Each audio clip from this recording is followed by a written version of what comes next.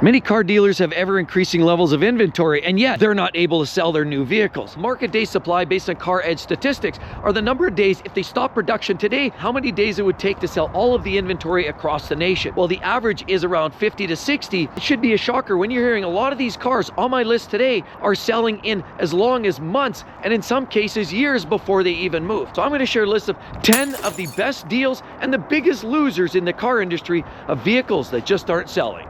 Let's get into it now. Life's too short to drive boring cars.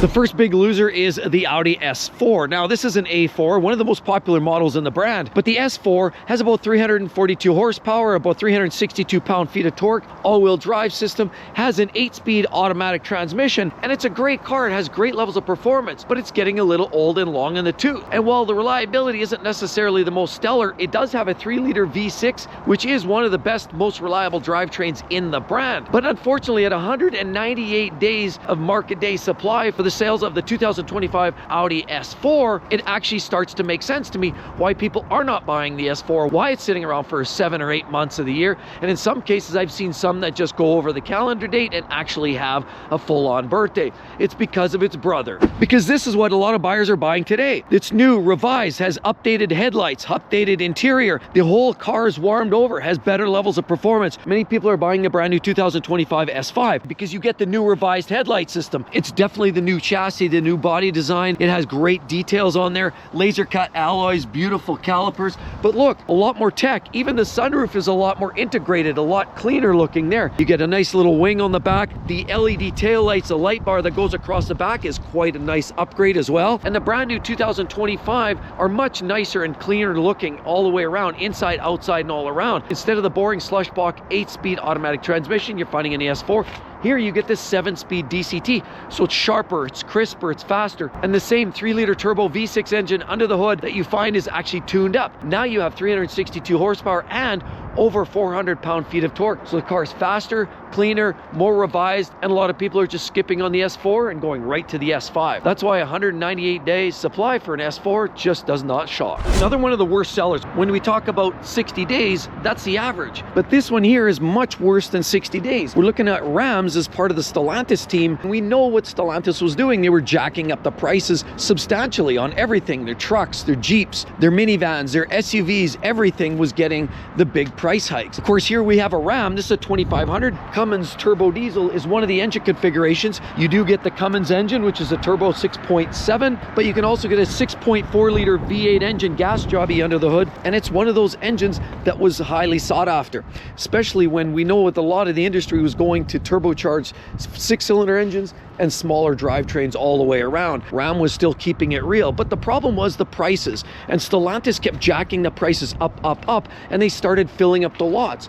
We know during 2021-22, all of those shortages, Ram got their act together and loaded up the car lots. They filled the lots, they filled up, maximized production, and sent a lot of their vehicles out to the field. And at the same token, while a lot of manufacturers were down and out and they couldn't sell their vehicles because they had none to sell because of shortage of chips, Ram, Stellantis decided to double down on a lot of their efforts and were able to put a lot of vehicles onto the car lots. But the problem was they also jacked up the prices with that, and then it became cost prohibitive. And a lot of people started walking away from the brand. As a result, the Ram 2500 is one of those just sort of slots in the middle. The 3500 is the heavy duty truck, the 25 somewhere stalled in the middle, and the 1500 is something what most people use day to day. These Rams 2500 has a market day supply of 201 days, make it one of the worst sellers. You could probably get yourself an amazing deal on one of these days. Go in there, have a sit down with them, have a chat, and honestly, it's way more than enough truck for anybody's purpose. It basically has the same engine that you're going to get in the 3500, because this also has the same Cummins turbo diesel. Of course, there's a high output version, but ultimately, you can still get the engine, the diesel, and do the work that you need for your trailering, your contract work. The Q8's the next vehicle that's not selling all that well. And if you're looking for a deal on a full-size SUV, this might be your game. Of course, you get the beautiful tail lights and of course the lighting bar all the way across the back. Naturally, get a quattro and all kinds of beautiful valence at the bottom. You do get as much as almost 8,000 pounds tow capacity with these vehicles, so they can haul quite a lot, and you get extra seating space in the back. Now, this is loosely based on the SQ8 or the RSQ8, which is essentially the Lamborghini Urus or the Porsche Cayenne Turbo S, but you do it on a lower price tag. Of course, you get the beautiful details like this and the big haunches around the back. It's a gorgeous vehicle. And as you cycle around, you'll notice the front end is revised. You get this big grille. Now, the Q8 does come with a mild hybrid system slapped together with a 3-liter turbocharged V6 that makes about 335 horsepower under the hood, as well as 369 pound-feet of twist, spinning those wheels all the way down the road. You do happen to get an 8-speed automatic transmission, Tiptronic, so you can shift your own gears and it feels slightly sporty. But there's no way it feels nearly as sporty as its hot rod brother, the RSQ8, which now you're stepping into the big boy territory with huge horsepower and essentially Lamborghini Urus levels of chassis, drive, and handling. This does come at a cost. Of course, these RSQ8s are absolutely glorious. You do get carbon fiber. You do get the big tailpipes at the bottom, big valence at the bottom, but it's realistically a very expensive unit, and there's a lot of stiff competition in these mid to upper size SUV spaces right now. Even in the European space, if you're looking for BMW, they have great cars like the X5, the X6 vehicles. There's lots of options out there. Mercedes has a whole pile of vehicles, especially now you're moving up into the upscale division. You're getting into slightly larger SUVs. That's where it starts to get expensive. And in a market right now where we know a lot of people are looking for more cost-effective vehicles, these seem planted in a space that a lot of people don't have that money. There's about a 201 days supply, and realistically, a lot of people just don't want them. Land Rover makes some great products, but the Land Rover Discovery is not one of them. I'm looking at the back end of this thing, and I'm trying to decide whether this looks like one of those upscale toilets you find in a boutique store. With 202 days of market supply means that these vehicles are likely sitting for months. I've even seen certain models with the wrong specification and maybe an undesirable color sit for years. Some of these lots actually are filled with vehicles that are still from 22s and 23s. Some people are just not buying them. They're not one of the best sellers. If you want one of the better Range Rover products, certainly get a Range Rover Sport. They're very flashy and they're fun, and they definitely have that powerful stance. Or even go to something smaller like a Range Rover Evoque, small, sporty, compact. But this one here, even though a lot of people believe the Discovery by Land Rover is one of those vehicles that's allegedly good for off-road, unfortunately there's way too much technology in the Discovery to even be worth its time. A lot of these vehicles have had a lot of problems with electronics, infotainment system issues, transmissions have been a problem in some cases, door openings have been a problem, and a lot of electrical glitches seem to afflict a lot of these vehicles. Transmissions that lock up and you need to be towed home, engines that eventually start burning oil, heavy fuel and oil consumptions with some of these vehicles, coolant leaks. There's no shortage of the amount of issues you can experience with these, but the worst part is everything breaks. Hondas, Toyotas, Mazdas, Range Rovers. But the difference is, where some cars might cost you, $800 to fix a major problem, this might cost you $4,000, $5,000, $6,000 to fix the same type of problem. So it's one of those vehicles, a lot of people recognize that the reputation precedes it for reliability issues, high costs of servicing, maintenance, and unless you're one of the loyal customers that have been getting the royal treatment, getting some of the extra add-ons. And sometimes I even get some of the emails from the manufacturer saying, hey, we've got these great loyalty offerings, these great incentives, buyback, here's some cash down, some reduced interest charges. You can get sometimes a great deal, and that's how they're even selling any at this point. But at 202 days supply, it's not a surprise it's on the hit list for one of the worst selling vehicles on the market. Eeny, meeny, miny, mo, catch a Volkswagen by its toe. They almost look the same. We have a green bin here and we have a green bin here. So we have a Volkswagen Taos, and it's clearly had some major quality issues. When it first came out, fuel system delivery issues, leaks, there was a big outstanding recall for that. Then customers hated the way they drove because they had the DSG gearbox and it was clunky and lurchy. The dual clutch gearbox was just clearly not what a lot of people were asking for, and many people just wanted to throw it in the dumpster right there. But then along came this latest generation. They upped the transmission to an 8-speed automatic transmission torque converter, so it's a little smoother. They also increased the power from 158 horsepower up to about 174 horsepower out of that 1.5-liter turbocharged 4-cylinder engine, working way too hard. But a lot of the quality issues have really plagued this car right from the get-go. Now, the only thing going for it is the fact that it's relatively cost effective. The Volkswagen Taos, as you see right there, you do get all-wheel drive, you get LED taillights, the interior is a little basic, but you do get a sunroof on top, and all for a glorious price in the mid $20,000 range means you can still get a base trim Volkswagen that doesn't break the bank. But the problem is, it's the recalls, it's the problems, it's the issues, the drivability, the small engines. Nobody wants those little engines. Most buyers are looking for something a little bit more reliable, and as a result, we're seeing these vehicles just sit and sit and sit. Now, Volkswagen made a lot of these vehicles anticipating sales would be higher than they were, but if you were to stop production today, you'd still have about 6 months worth of supply sitting on car lots. I see lots of these sitting around, different styles. Of course, overall, it's a pretty simplistic vehicle, and while there's a few of them on the road, they're just not hitting the popularity like a lot of people anticipated. VAG Group has struggled with a lot of the Volkswagen, Audi products,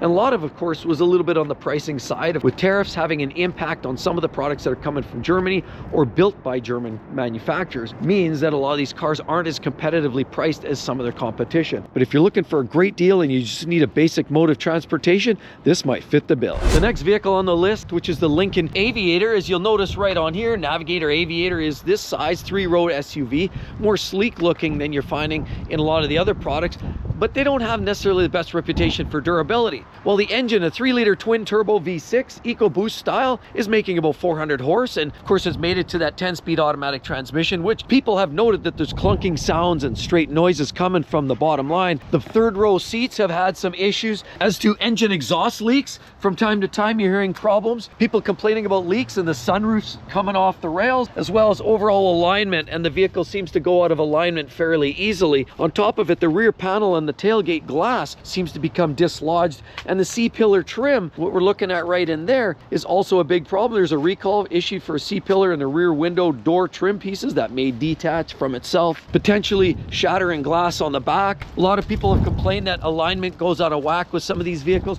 We won't even talk about infotainment issues, electrical gremlins, cam phaser problems, oil consumption, and the like. Overall, it's not one of the most desirable vehicles, and as a result, even though it offers, you know, the powerful engine 3-row SUV, now these vehicles do look great. It's a good looking unit. I will admit, even with some of the detailing on the front end, and the front grille looks flashy, and you've got the big bold headlights, at 219 days of market day supply means that they're going to sit for 4, 5, 6 months before anybody even comes along and scoops them up. I personally love these, but they don't necessarily sell that well. I mean, just look at the fit and finish. Look at the gap on here. That panel gap is not that impressive, and that's something that a lot of people have been concerned with a lot of the modern day Mustangs like this. Is of course the quality control. Is Ford up to snuff with their quality control? Tight gaps here, a little bit different gaps there. That 5-liter is definitely an engine to behold. Of course, you can get all kinds of different turbo 4s, 5 liters, and I personally know somebody who just bought a Dark Horse, and that car sounds spectacular. You get a Mustang GT with a 5-liter and a stick shift, it's definitely one of the best driving experiences you can possibly get. The technology is a little bit better. It doesn't have that live rear axle anymore, and definitely it's a beautiful car. Of course, great performance, great power, and it's lively. It's good old-fashioned, it's raw, and it's inspiring. It also doesn't sell all that well because why? It's a very niche vehicle. When you look at the whole industry, everybody's buying SUVs, minivans, trucks, sports cars, especially rear-wheel drive cars that don't do particularly well in the winter, really pretty much isolates a big part of the market. And certainly some of the reliability challenges with the recalls that Ford's been pumping out left, right, and center, they're the recall king, and that definitely creates a more hesitant buyer. 225 days market day supply. Here's a couple of cars. I guarantee you I'll probably see these in the spring as we hit round out winter time. The next vehicle on the list, absolutely abysmal sales. We're talking about Maserati Grecale, and there's a few different drivetrains. Of course, here we have a GT configuration. Maserati, you have the pitchfork of despair. Beautiful little handles though, and look, Pep Boy's design. You probably found that at Canadian Tire, or at least that's the way it looks. Of course, they got great little headlights in the front end on these, but you get a few different drivetrains. The first one is a base model 295 to about 325 horsepower in a 2-liter turbocharged engine with a mild hybrid. Made it up to a beautiful 8-speed ZF automatic transmission, very reliable. You can also get a Trofeo version, which gives you a twin-turbo 3-liter V6, which whops out 523 horsepower.